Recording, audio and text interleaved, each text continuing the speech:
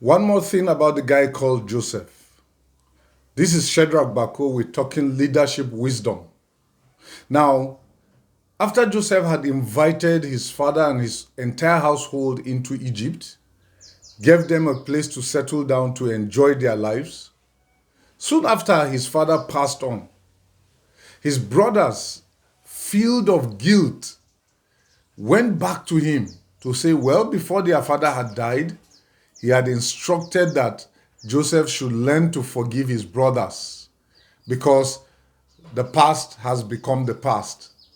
Interestingly, Joseph quickly mentioned to them that he had forgiven them long before he invited them to even come to live with him.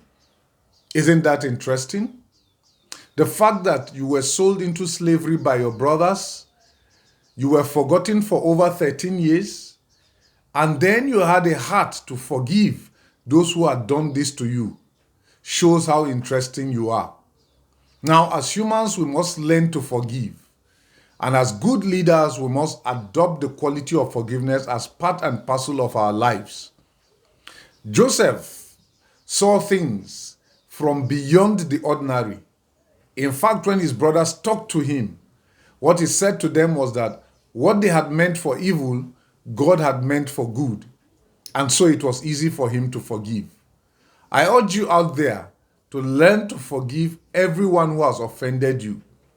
You may be a husband who has been offended by your wife, or a wife that has been offended by her husband, or children offended by parents, parents offended by children. Just whatever it is, learn to forgive. And the interesting thing is this: when you learn to forgive, you do not set the other person free, you set yourself free. Ask Nelson Mandela, and he will explain more concerning the need to forgive. Have a good day. This is wisdom.